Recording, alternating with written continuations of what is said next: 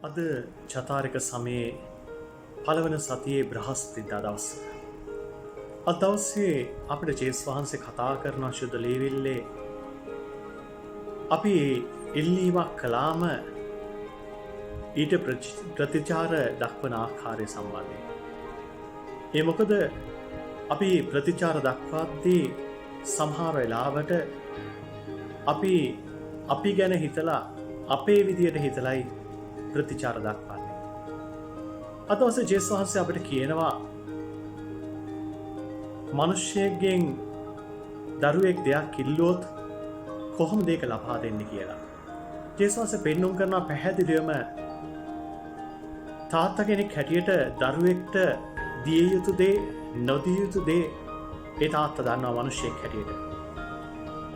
මිනිස්සෙක් හැටියට එහෙම දන්නවා නම් උන්වහන්සේ අහනවා අපේ ස්වර්ගීය පියාණන් වහන්සේ කොපමණ වැඩියෙන් ඒ ගැන දන්නවද කියලා. ඒ නිසා ප්‍රියාදර සහෝදර සහෝදරයෝ සමහර වෙලාවට අපිට හිතෙන්නට පුළුවන් අපි දෙයක් ඉල්ලුවම අපිට ඒක අපි හිතන විදියට හිතන ආකාරයෙන් හිතන දවසට ඒක ලැබුණ නැත්නම් ඇයි මට මේක ලැබුණ නැත්තේ? ඇයි මට මේක දුන්නේ නැත්තේ? එහෙම හිතෙන්න පුළුවන්. සමහර වෙලාවට අපේ විශ්වාසය පවා නැති වෙන්නට පුළුවන්. හැබැයි ජේසුස් වහන්සේ අපිට මේ කාරණාව තුළ ඒ උදාහරණය තුළ අපිට මතක් කරලා දෙනවා. අපේ ස්වර්ගීය තාත්තා දන්නවා අපිට අවශ්‍ය මොනවද? අනවශ්‍ය මොනවද? අවශ්‍ය දේ අවශ්‍ය වෙලාව මොකක්ද කියන එක. ඒ නිසා අපි හැම මොහොතකම ඒ දේව සැලැස්මට නතු වෙමු.